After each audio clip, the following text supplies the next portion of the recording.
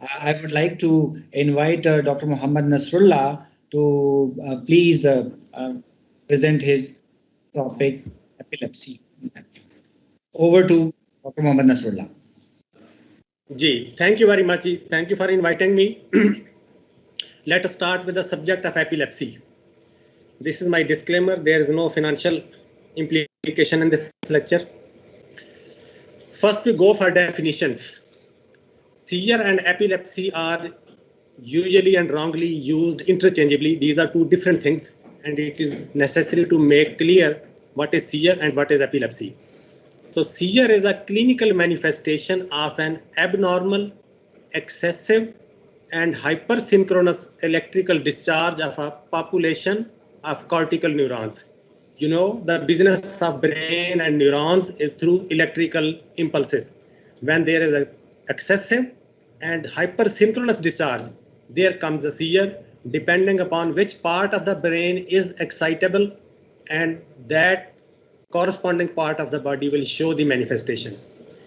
And epilepsy is a brain disorder characterized by recurrent seizures unprovoked by systemic or neurological insult. These should be unprovoked. For example, seizure due to hypoglycemia will not be called epilepsy. It is one-time episode because of hypoglycemia. Epilepsy is a tendency to have recurrent seizures unprovoked by some acute insult. First, we come to the etiology. As I already told, any insult to the cerebral cortex can cause epilepsy. The big group is idiopathic. We don't know what is the cause of these epilepsies.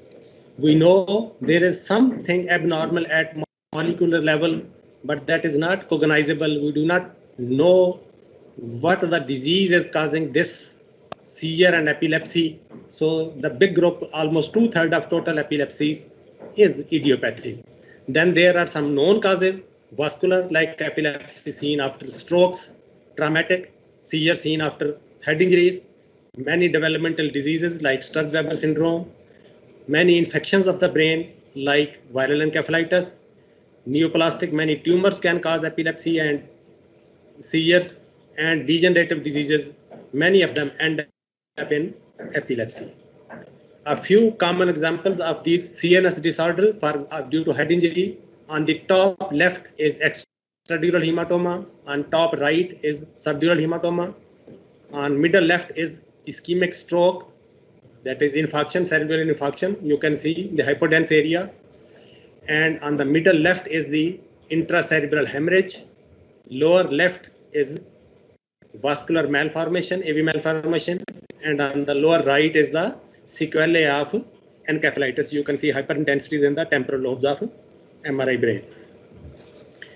Now we come to the classification. Classification and clinical features will be covered simultaneously.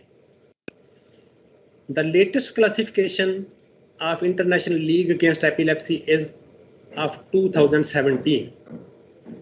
I will come to this classification later on. First, I will go into the history of classification. International League Against Epilepsy is the most known and prestigious institute on epilepsy, and time to time it classifies seizures and epilepsies. The epilepsy classification of seizures of 1981 remained in fashion for a quite long time. Then there came the classification of seizures of 2010. Again, many questions were not answered, and in 2017 a new classification came, which I have shown in the previous slide. In this classification, some previous terms were changed because of the correctness on scientific grounds or to increase the advocacy of management of epilepsy. For example, word partial was changed to focal in new classification. The word generalized remained generalized, and a third big group, unknown, remained unknown. Then on the level of awareness, if awareness is intact, the seizures were called simple, and if awareness was impaired, these were called complex. So simple was turned into word aware, and complex was impaired awareness. Secondary generalization has been changed to focal to bilateral tonic-clonic, and disorder, epilepsy is now called disease instead of disorder because scientists and committee thinks that calling it a disease will increase the advocacy of epilepsy. However, this complexity is not yet resolved, and still you will see on the prescription of the consultant that previous classification and previous terminology is still being used. And I have a modified classification which will be useful for clinicians. So this classification is clinician oriented. I have been told that my audience is mostly family physicians and medical specialists, those who practice epilepsy. So this modified classification is that which we usually practice in our clinical lives, and you will see the prescription of other consultants using the same classification, that a seizure can be divided into partial and generalized. Partial can be divided into two groups, simple and complex, and third group is secondary generalized. And generalized are classified into tonic, clonic, tonic-clonic, absence, atonic, and myoclonic. So I will see these one by one. Partial seizures. In this, epileptic discharge arises from one part of the cerebral cortex and clinically result in focal signs and symptoms. These seizures can be divided into three subdivisions, that is simple partial seizures, complex partial seizures, and secondary generalized seizures. Let us see them. In simple partial seizures, consciousness is preserved. In modern classification, it is called aware, focal aware seizures. You see on this animation, the focus is on one side of the cerebral cortex and the electrical impulse does not cross the midline.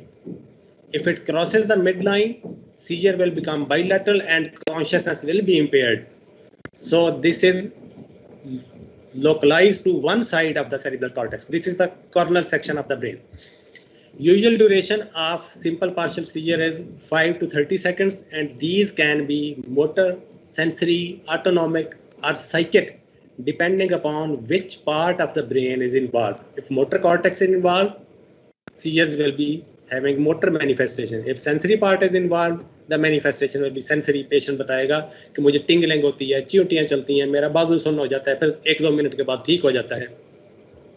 All these manifestations are subjective except motor. हम सिर्फ motor seizures को देख सकते हैं, बाकी patient के कहे पर एक बार करना पड़ेगा और उसे एजुकेट करना पड़ेगा कि वो अपनी हिस्ट्री में सीजर को क्लियरली हमें समझा सके, किसी और चीज को सीजर ना बना दे. एक वीडियो से आपको दिखाते हैं सिंपल पार्शियल सीजर. ये देखें, left hand of the patient and look at the face. Patient is conscious, can see her left hand which is moving involuntarily. This is simple partial seizure. Now we come to the complex partial seizures. These are focal seizures, but consciousness is impaired or lost. This word is important, impaired. So consciousness must not be lost. Impair भी हो सकती है, ये आप video देखेंगे तो समझ आएगा. These seizures can express in many forms. These can be automatic repetitive movements. There can be chewing movements, lip smacking. They remain similar in one patient. ये बहुत तरह के होते हैं, लेकिन एक पेशेंट पे आमतौर पे एक ही तरह के होते हैं. And usual duration is 30 to 180 seconds. इसकी वीडियो देखते हैं. इस पेशेंट की देखें जरा फेस पर. She is not fully unconscious, but at the same time she is not conscious. Impaired consciousness and repetitive movements of right hand, and she is Nasrullah, video is not like we cannot see. चलो ठीक है. चलें जी, अब इस पे next पे आते हैं जी. Secondary generalized seizures. Partial seizures progressing to complete loss of consciousness. इसमें देखें, एक फोकल सीजर है लेफ्ट साइड ऑफ ब्रेन पे, और वो मिड लाइन पे पहुंच के वो दोनों तरफ उसका इलेक्ट्रिकल इंपल्स जो है, डिस्चार्ज है, वो स्प्रेड हो गया. Now this seizure has become generalised. तो क्लिनिकली भी ऐसे नजर आएगा कि एक साइड से शुरू होगा और चंद सेकंड्स के बाद दोनों साइडों को इन्वॉल्व कर लेगा और साथ ही कॉन्शियसनेस चली जाएगी. So partial seizure progressing to complete loss of consciousness with bilateral tonic posturing followed by clonic contraction, and duration is usually 50 to 120 seconds.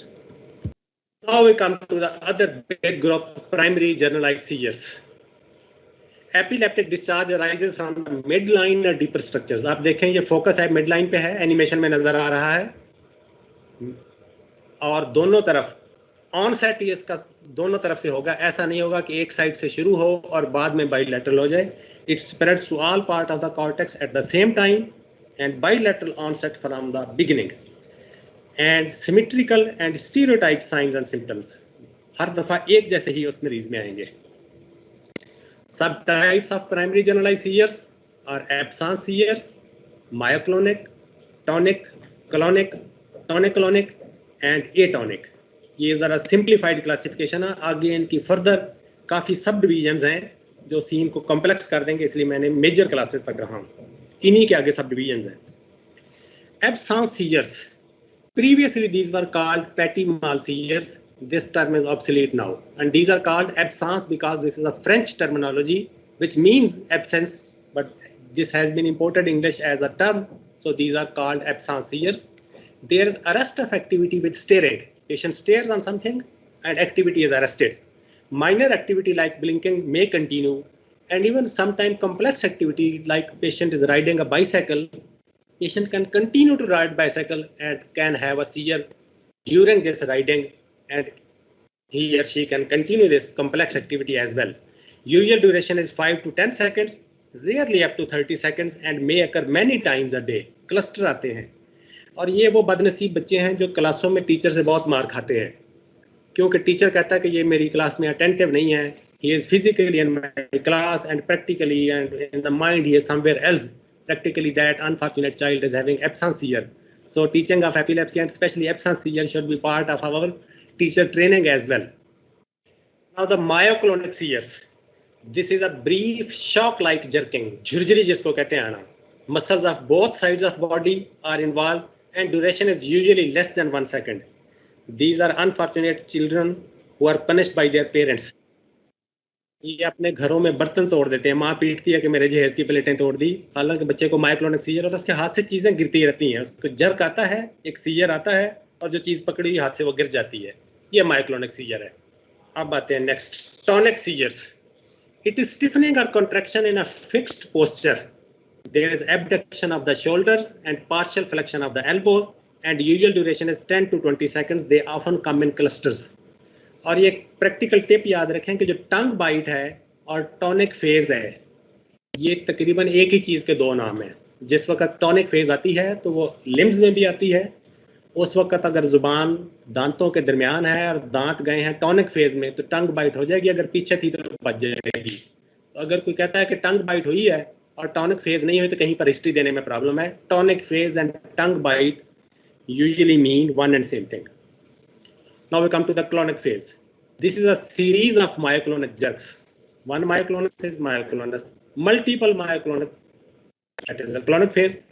There will be frothing. Again, frothing and clonic phase are one and same thing. There will be multiple jerks of the muscles of the face, and froth will be produced that will come out. And duration is usually variable. Usually in few seconds. Hardly 1 minute.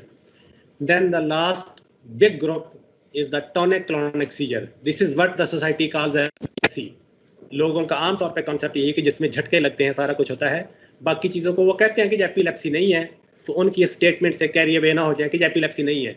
उनके हिसाब से सिर्फ tonic-clonic scissor जो हैं, society उसी को epilepsy कहती है, वो इसी को जानते हैं. एब्सेंस सीजर या मायोक्लोनिक उनके हिसाब से तो एपिलेप्सी नहीं है, जबकि उनको भी ट्रीटमेंट की जरूरत है. So previously these were called grand mal seizures. Again, this term is obsolete now. Stereotype sequence of bilateral tonic and followed by clonic contractions, and usual duration is 50 to 120 seconds. 2-3 minute तक चल सकते हैं ये. The atonic seizure या drop attacks. Sudden loss of postural tone, usual with altered awareness, and duration is 5 to 30 seconds. CVAs and syncope are important differentials. CVA में भी ऐसे ही मरीज गिर सकता है और सिनकपी में गिर सकता है. सिनकपी की रीजन वास्कुलर और कार्डिक होती हैं, इसकी वजह न्यूरोनल होती है. Now we come to ये classification and clinical features are covered simultaneously. Now we come to the diagnosis.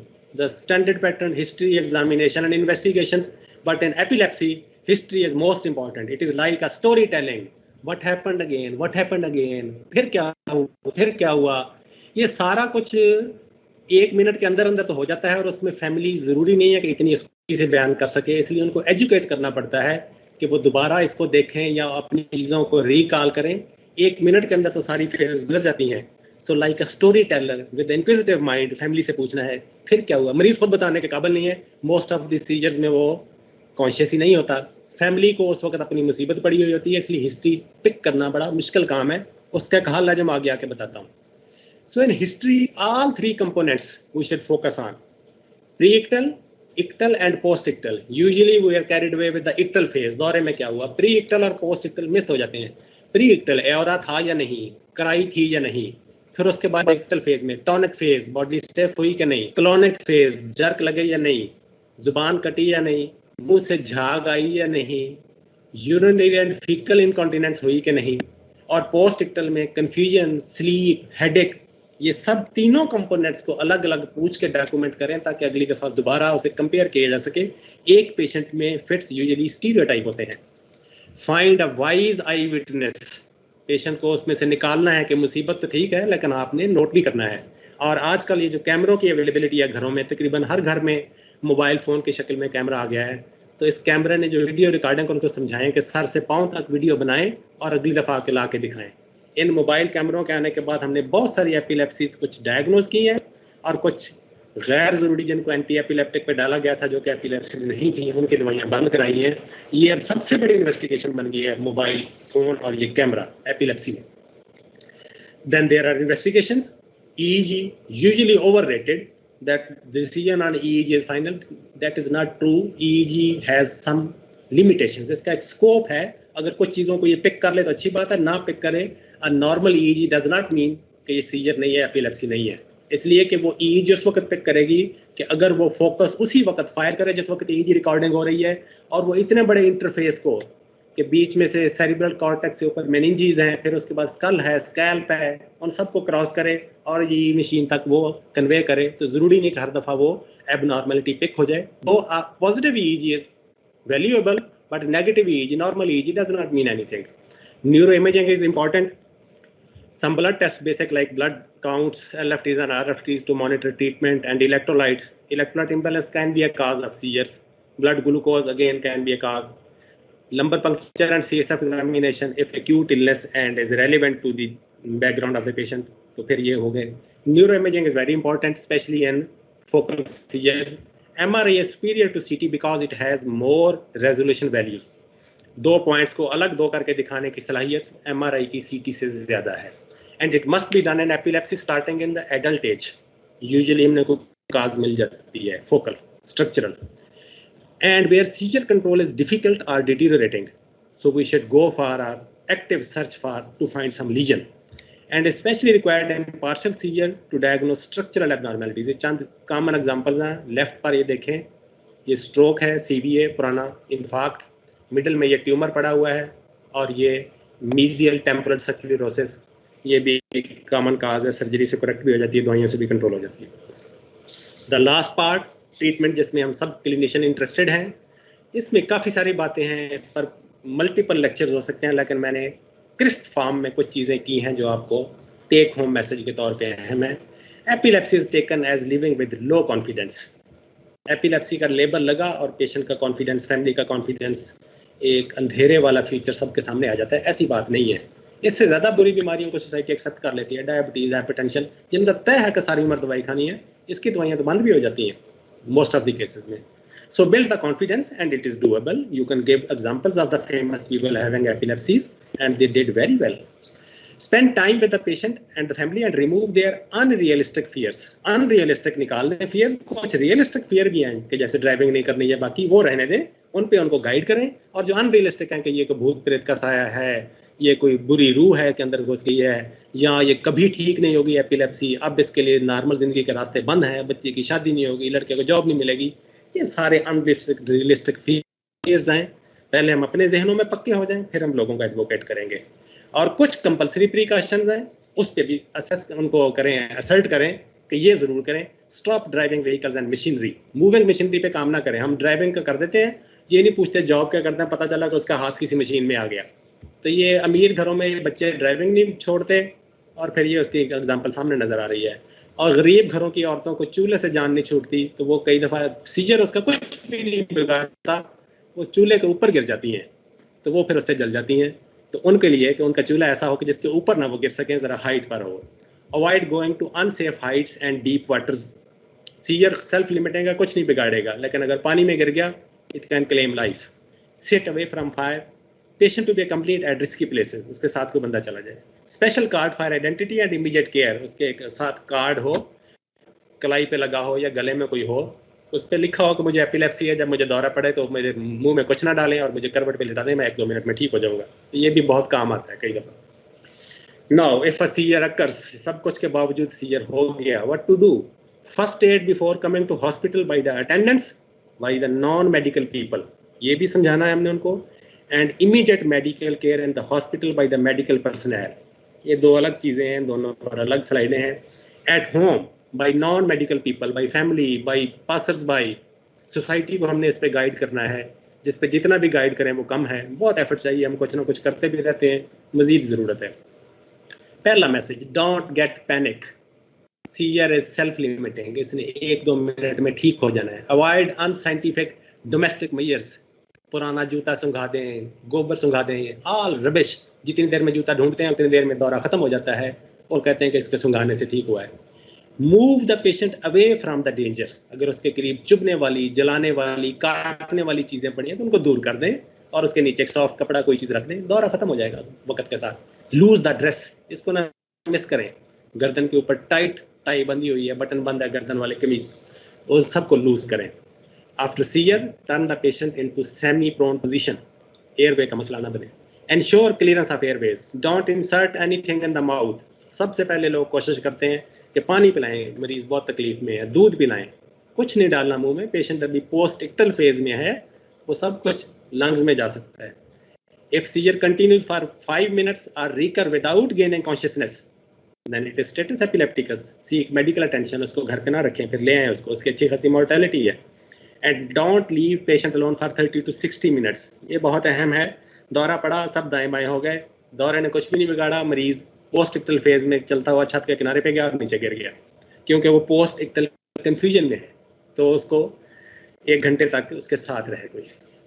In emergency room bye the medical personal, हमारे यंग डॉक्टर्स जो फ्रंट लाइन पर हैं या हमारे जो फैमिली फिजिशियंस हैं जिनके पास दौरे के बाद फ़ौरन मरीज ने आना है, उनके ऊपर ज़्यादा जिम्मेदारी तो उनके ऊपर आती है। कंसल्टेंट के पास तो आमतौर पर लकी है इस हिसाब से कि सॉफ्ट फॉर्म में आता है। चेक कंप्लायंस, सबसे बड़ी वजह दौरे पड़ने की एक ट्रीटेड जो पेशेंट ऑन ट्रीटमेंट है वो कंप्लायंस का इशू है, फैमिली अक्सर मानती नहीं है, उसको सलीके से डिग आउट करना पड़ता है। Ensure airways are patent, airway डाल दें, पोजीशन सेमी प्रोन रखें। Give oxygen to offset cerebral ischaemia. Intravenous anti epileptic drugs if it is status epilepticus, अब ओरली काम करेंगी।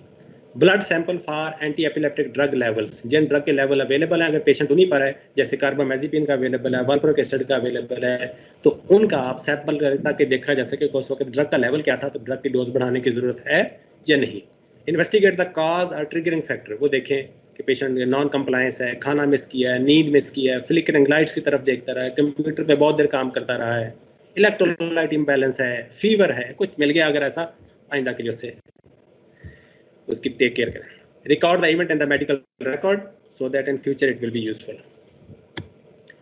वीमेन विद एपिलेप्सी, ये एक बहुत बड़ा सब्जेक्ट, इस पे अलग लेक्चर होना चाहिए, लेकिन इसके जो मोटे मोटे पार्ट्स हैं वो ये हैं कि marriage is not the treatment of epilepsy. Young लड़की के दौरे पड़ते हैं, कोई बीच में सियाना कहता है इसकी शादी कर दें, दौरे ठीक हो जाएंगे, और एक बहुत बड़ा डिजास्टर नया क्रिएट होता है, 6 महीने बाद तलाक हो के और फिर एक बच्चे के साथ सारी उम्र बैठी है, उसको पहले ट्रीट करें।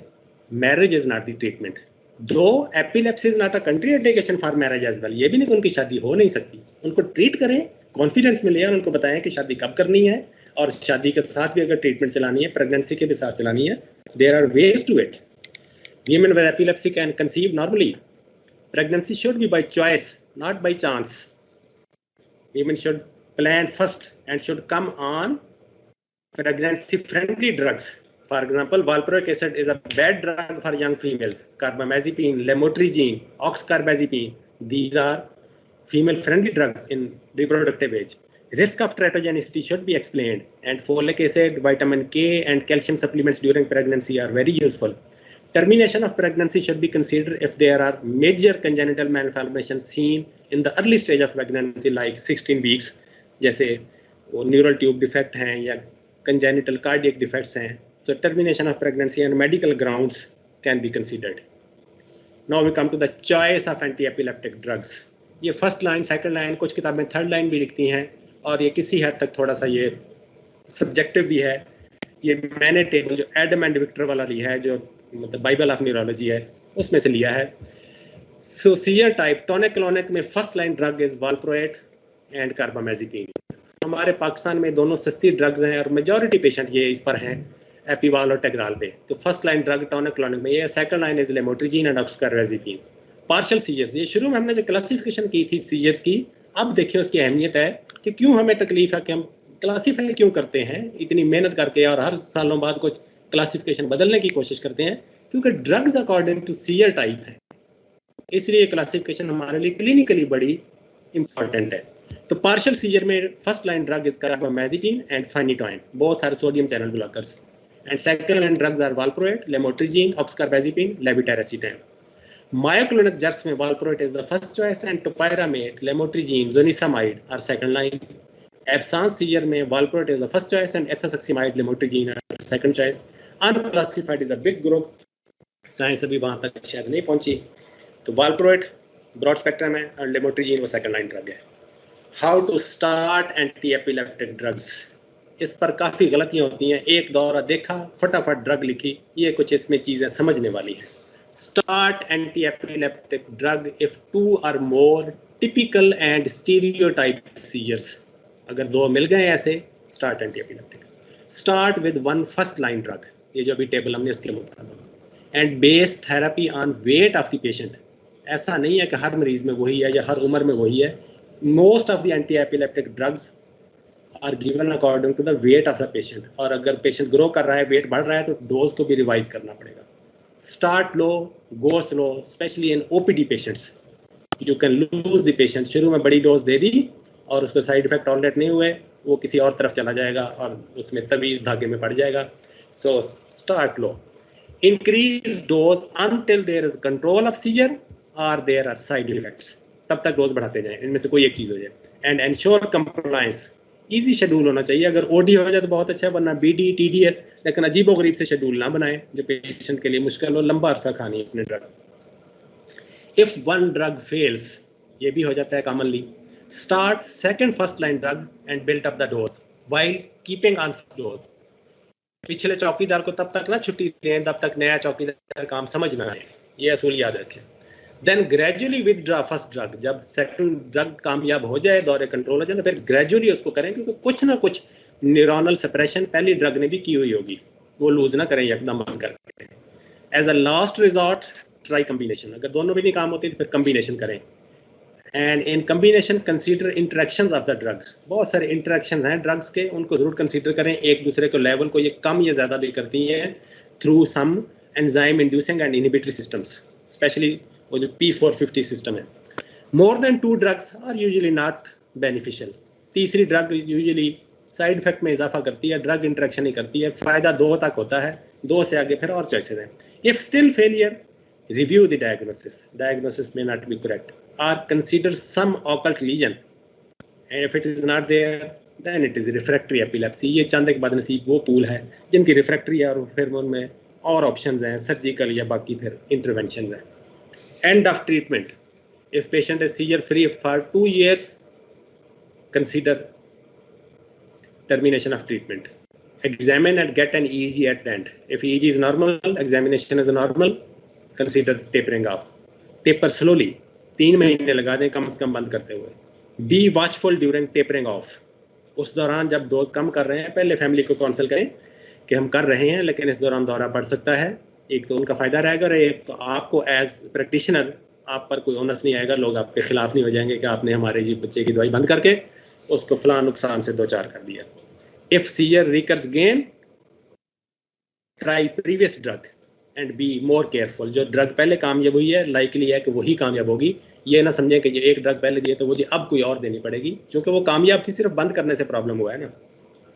Thank you very much. Dr. Mohammed Nasrullah, thank you very much. Wow, what a superb presentation, and I think जो एपिलेप्सी और एपिलेप्सी की जो टाइप्स को जिस तरह से आपने एक्सप्लेन किया, और आई एम श्योर कि हमारे जो ऑडियंस हैं इसमें हमारे पास यंग जनरेशन भी है जो ट्रेनीज हैं और फैमिली फिजिशियंस हैं, तो मेरे ख्याल से उनके नॉलेज में और एक्सपर्टीज में ऑब्वियसली बहुत इजाफा होगा, because epilepsy is very complicated disease to diagnose. So thank you very much for a very comprehensive presentation. Before going on to the question answer session, I would like to invite our panel of expert, Associate Professor Dr. Shahid Mukhtar. Shahid Saab, am I audible? जी अस्सलाम वालेकुम जी, I can hear you. थोड़ा से signal issues हैं, तो I will switch on my video in a minute, but you are audible. Ji, kindly share your expertise and experiences. It was a really nice presentation by Professor Nasrullah. He nicely outlined all the types of epilepsies, type of seizures, nicely guided the audience about different aspects of the treatment options available, and again, the way he outlined the different drugs usage and different types of epilepsies, it was really great. बहुत help मिलेगी जो लोग हमारे पास इस वक्त जो लोग connected हैं और जो यंगस्टर्स हैं जो लोग एपिलेप्सी को ट्रीट करते हैं, बिकॉज एपिलेप्सी एक ऐसी डिजीज है that's very vast. It's not a disease just to be treated by the neurologist. It's a disease that everyone, even जो हमारे pediatricians हैं, जो हमारे psychiatrists हैं, जो हमारे medical हैं, they are kind of into treating this thing. और ये it's perhaps some best disease ever known. सबसे पुराने disease हमारी जो है वो epilepsy ही है. और epilepsy is not just a disease. Sir ने भी जिस तरह बताया it's a dilemma. एक आपके ऊपर कहते हैं ना कलंक का दाग टीका या इसके ऊपर स्टिग्मा है पेशेंट के ऊपर. दौरा तो शायद जो है वो 1 मिनट या 2 मिनट तक होता है, लेकिन एक आपके ऊपर जो लेबल लग जाता है ना, life time label. We see very commonly in our society, अपने आसपास हम देखते हैं इन आवर सोसाइटी के लोग जो हैं वो they lose their jobs, female they and up in their divorce, और बड़ी बहुत से इस डिजीज से बहुत से इल्मियत जुड़े हुए हैं. जितने मिथ्स और मिस्ट्रीज इस डिजीज के साथ हैं वो शायद किसी भी और डिजीज के साथ नहीं. और हमें इसका इलाज जो है वो मरीज का तो करना ही करना है. आई गेस सोसाइटी का इलाज करने की बहुत ज्यादा जरूरत है. बाकी जो है वो presentation was really informative. Sir ने बहुत अच्छा प्रेजेंट कर दिया. बाकी रिगार्डिंग कार्बामेज़ेपिन या टेग्रोल मैं कहना चाहूंगा कि ओल्ड इज गोल्ड. हमारे पास बहुत से ड्रग्स आ रहे हैं, मजीद अंडर डेवलपमेंट है, पर हमेशा से ना एक होता है कि जी हम अक्सर स्टार्ट भी करते हैं जी patients come with epilepsy, और मतलब we sometimes try to start the new drugs, but अक्सर जो कंट्रोल हमारे ओल्ड ड्रग्स के साथ है, कार्बामेज़ेपिन के साथ या सोडियम वैल्प्रेट के साथ, ऐसा कंट्रोल हमें मिलता कम. और फिर क्योंकि carbamazepine is a time tested drug, 50 साल से यूज हो रही है, हमें इसके सारे साइड इफेक्ट्स, इसके सारे इंटरेक्शन हमारे पास it's on the fingertips. We can easily identify the population, the patient groups who are on the increased risk of having the complications, and we can address them very easily. So I guess it is a drug that should be used. मतलब epilepsy में भी use हो रहा है, psychiatric illnesses में भी use हो रहा है, इसके अलावा neuropathic pain में भी यूज हो रहा है. तो it is a drug that is used and that will be used in the future as well. इसका seizure control बहुत अच्छा है और everything else is very good. Thank you. Thank you very much, Dr. Shahid Mukhtar साहब, for value addition, and obviously जैसा कि मैंने start में अर्ज किया था कि एक्सपीरियंस शेयरिंग इज समथिंग, और इतने माशाल्लाह टॉप प्रोफेशनल्स यहाँ पे जो कि मेडिकल प्रोफेशन को कई सालों से सर्व कर रहे हैं. अगर मैं सिर्फ पैनल ऑफ एक्सपर्ट और स्पीकर्स का ही एक्सपीरियंस काउंट कर लूँ तो ऑलरेडी सर हम तकरीबन 120 से 125 साल का इस वक्त जो एक्सपीरियंस है अगर हम कंबाइन करें तो इस वक्त share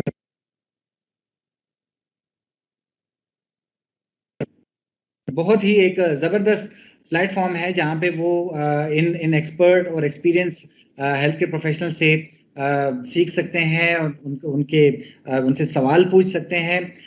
so thank you very much doctor Shahid Mukhtar. Professor Mohammad Haneef Sahab want to ask something about the epilepsy. और dear Nasrullah, it was an excellent talk, and I have learned a lot from it after a long time. Thank you, Professor. मैंने थोड़ा सा अर्सा कुछ spend in neurosurgery, so I was knowing how to treat the epilepsy, but I was not knowing in this way जितना आपने पढ़ा दिया हमें. It was really a nice talk. अच्छा, आप ये बता दें यहाँ पे जो बहुत सारे लोग बैठे हुए हैं कि ये एंटी एपिलेप्टिक ड्रग्स हैं, इनके साइड इफेक्ट्स क्या होते हैं जो हमें we must keep it in mind और उसको देखना चाहिए. साइड इफेक्ट जनरलाइज करना मुश्किल है. हर ड्रग के फर्क हैं. सेडेशन मेजॉरिटी में मौजूद है, इलेक्ट्रोलाइट इम्बैलेंस, लेकिन ड्रग टू ड्रग है. अगर हम आज कार्बामेज़ेपिन पे बात कर रहे हैं जो टॉक है, इसमें ज़्यादा सेडेशन, डिजीनेस, हाइपोनेट्रीमिया, ये ऐसे हिसाब से बड़ा है मैं कि हाइपोनेट्रीमिया बाज़ औक़ात काज भी होता है सीजर की एक्सक्यूज मी, तो इन पे नज़र रखनी चाहिए. फिर LFTs डीरेंज हो जाते हैं, लीवर डैमेज और ग्रैन्युलोसाइटोसिस. तो 3 टेस्ट आपको जो पेशेंट कार्बामेज़ेपिन पे डाले हैं उनके करवाते रहना चाहिए, CBC, LFTs और सीरम इलेक्ट्रोलाइट. और पेशेंट की हिस्ट्री ले लें कि कोई डिजीनेस, कोई सेरिबेलर साइन या ऐसी चीज़ तो नहीं आ रही, तो तकरीबन बचत हो जाएगी.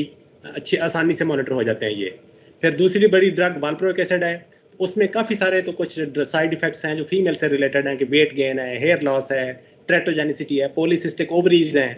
फिर कुछ जनरलाइज हैं जैसे ट्रेमर्स, लीवर डैमेज, थ्रोम्बोसाइटोपिनिया.